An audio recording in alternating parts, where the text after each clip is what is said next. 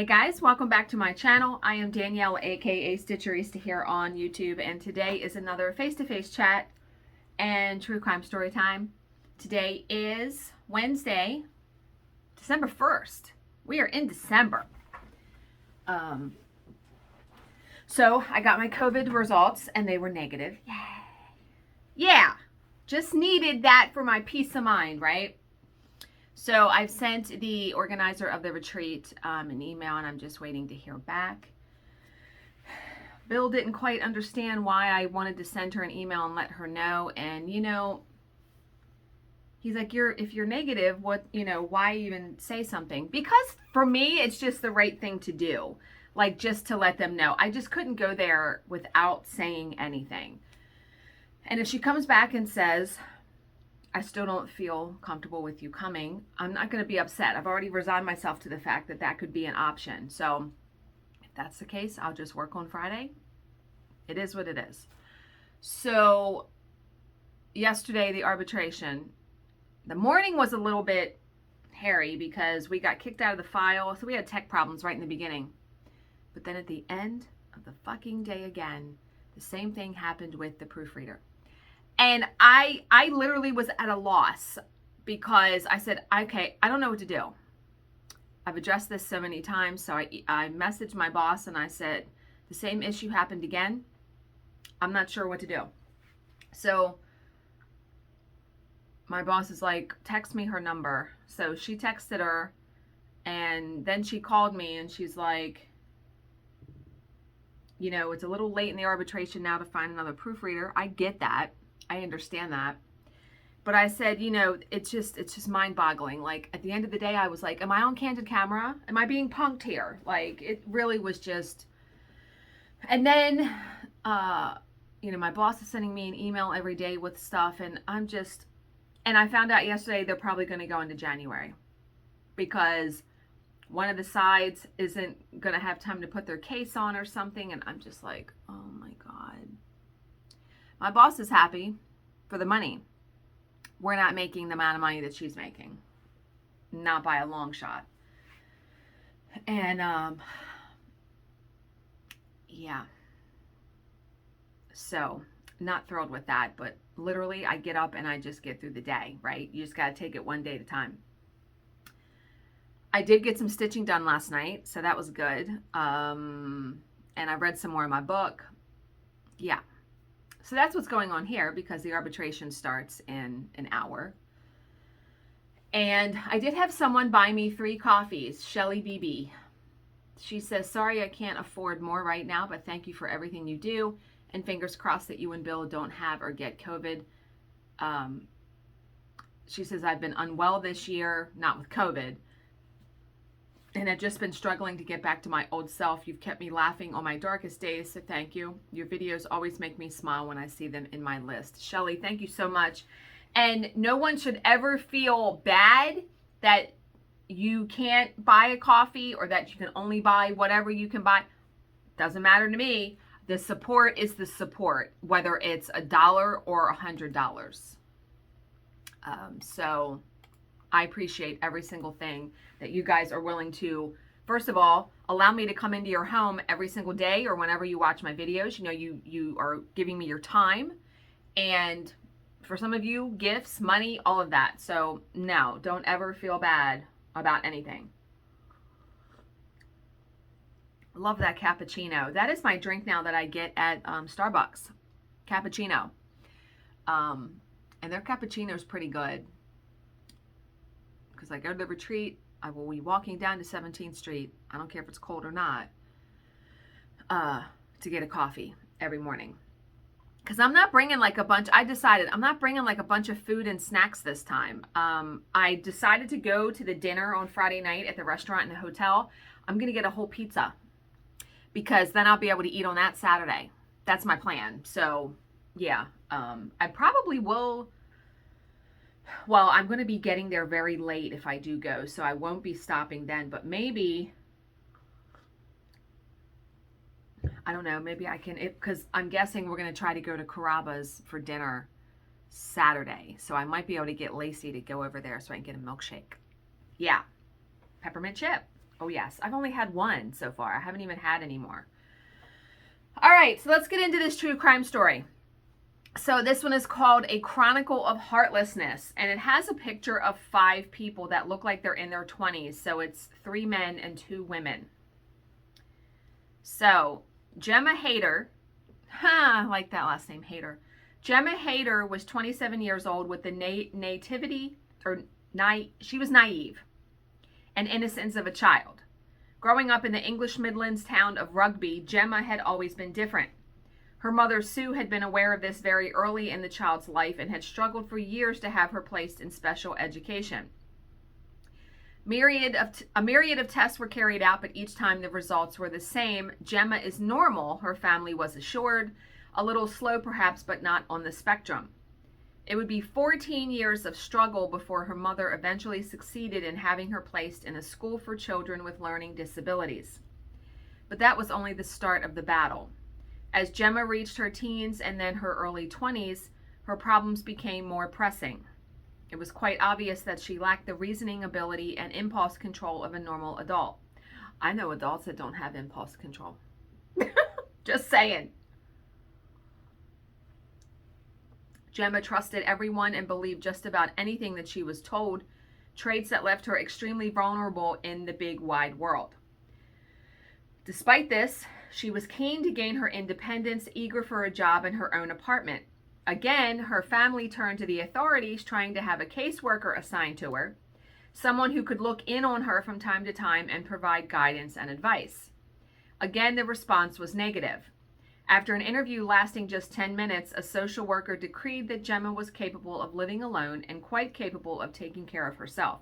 You know, just as a side note, I feel like caseworkers and things like that, I think they're overloaded. Not that that's an excuse, but I think they're short-staffed and they're overloaded. Just my opinion. So this Gemma's family knew to be untrue. The 25-year-old would not even brush her teeth unless her mother insisted on it.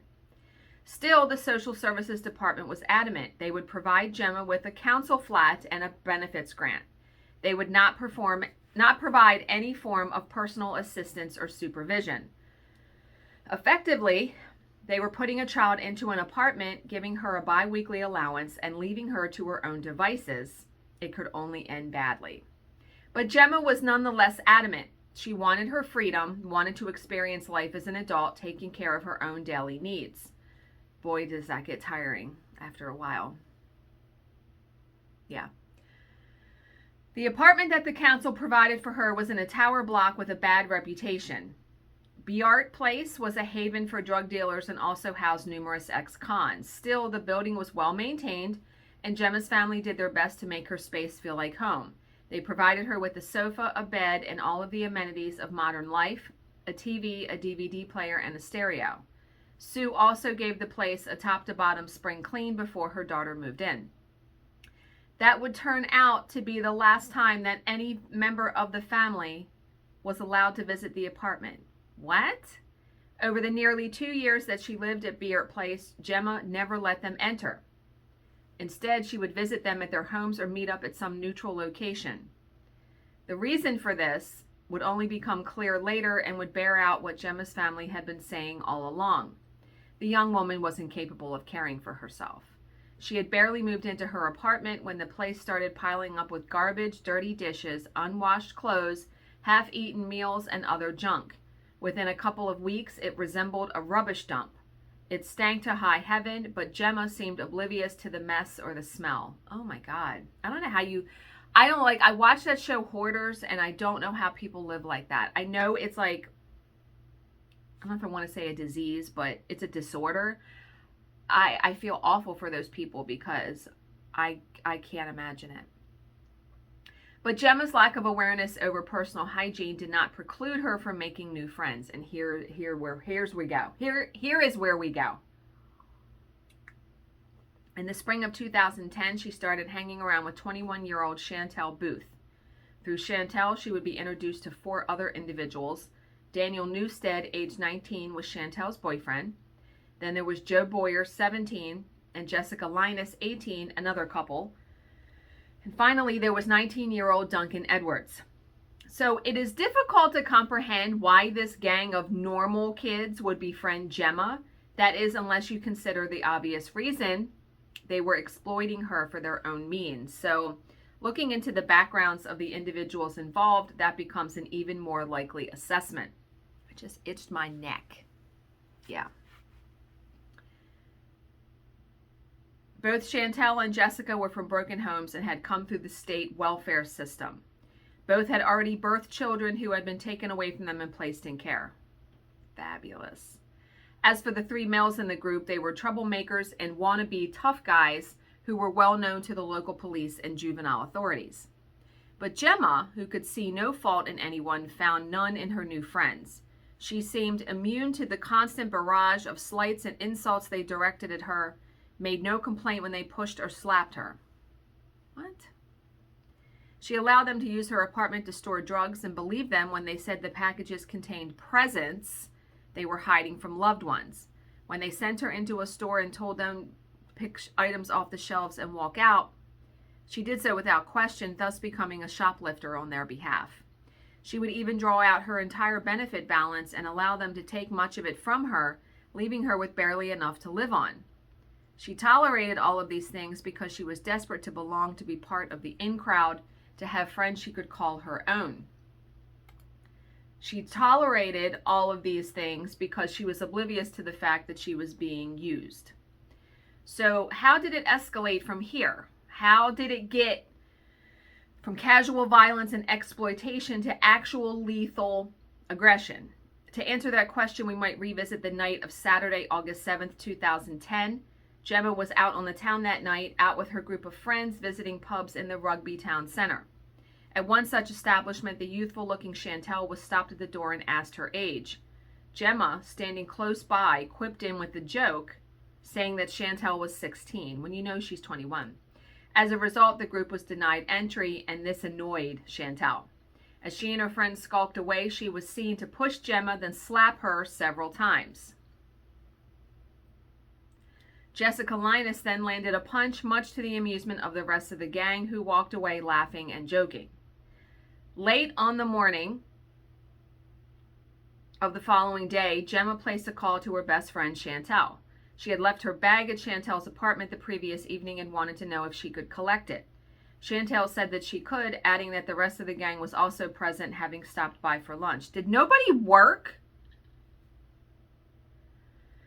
That gave Gemma pause, but Chantel assured her that it would be all right. Whatever had happened the previous evening was long forgotten. A short while later, Gemma left her apartment, heading for Chantel's place.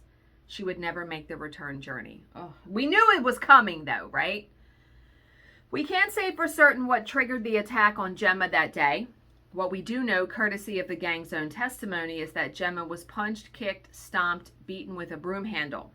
Her face was smashed into a cast iron heater, breaking her nose and sending a spray of blood up the wall. She was then dragged into the bathroom, gagged with duct tape, and left there for hours while the gang enjoyed their lunch. Later, they returned for another round of torture. Then Joe Boyer and Duncan Edwards urinated in a beer can and forced Gemma to drink it. I'll never, ever, ever understand people doing things like this. This abuse would go on well into the evening. When Gemma asked for her cell phone, one of the gang members responded by dropping it in the toilet. Then they told her to clean herself up. They were going to walk her home. Obviously not. To Gemma, this must have been a blessed relief. Her ordeal was finally over, and despite the abuse she suffered at their hands, she had already started to forgive her friends. She left the apartment walking slightly behind the five of them, as she usually did. When someone suggested taking a shortcut over the railway line, she made no protest because it was a route that she often took herself. Tonight, though, would be different. As soon as they were out of view of passerby, the gang resumed their attack. They punched and kicked Gemma, stomped her when she fell. Then one of them stabbed her in the back, and another pulled a plastic bag over her head, holding it in place until Gemma's struggles ceased. As a final indignity, they stripped her naked. Then they walked away, believing that their victim was dead. In fact, Gemma would live for several hours more before asphyxiating on her own blood. Wow.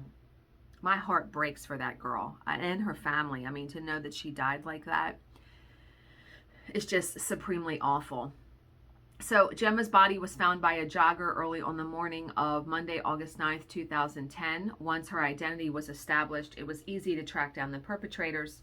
The assault outside the bar on Saturday evening had been captured on surveillance videos, so at least there was that. So too had images of the Gang of Five escorting their victim through the streets of Rugby in the early morning hours. By Tuesday, August 10th, Chantel, Daniel, Joe, Jessica, and Duncan were all in police custody.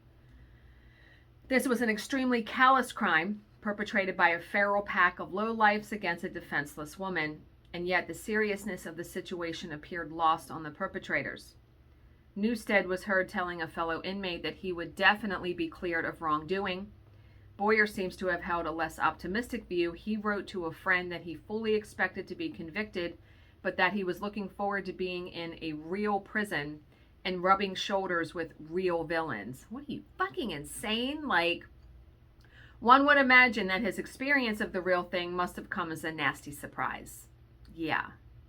Brought to trial at Warwick Crown Court in July of 2011, the 5 defendants giggled and joked their way through the proceedings. I can't. They were somewhat less jocular when the jury found them guilty. In the case of Chantel, Daniel, and Joe, the sentence was life in prison with minimum sentences of 21 years, 20 years, and 16 years respectively.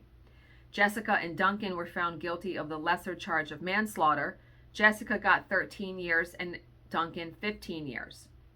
Your vile torture and murder of Miss Hayter was a chronicle of heartlessness, Lady Justice Rafferty intoned in her summation. It perfectly described their brutal and cowardly actions. In the aftermath of Gemma's murder, the local authority issued an apology to Gemma's family, conceding that it had failed the young woman, not having a caseworker. A subsequent inquiry, God, I cannot say that word. A subsequent inquiry highlighted 23 instances when the council could and should have intervened but didn't. A spokesman assured the public that they had learned from these mistakes and would get it right in the future. And you could only hope that's the case, right? According to Home Office statistics, violence against the disabled in the UK has increased by 300% in the decade since Gemma's death. My heart, I can't. I can't. Like, it's so awful to think, that people pick on people that are disabled. It breaks my heart. It really does. It's awful. Okay, I had never heard of that case. I had never heard of 90% of these cases. So let me know your thoughts down below. I hope you guys all have a fantastic start to December and a good Wednesday. As always, if you have any questions, please leave them in the comments section below and I will answer them to the best of my ability. Thank you so much for watching and subscribing, and I will see you in my next video. Bye, guys.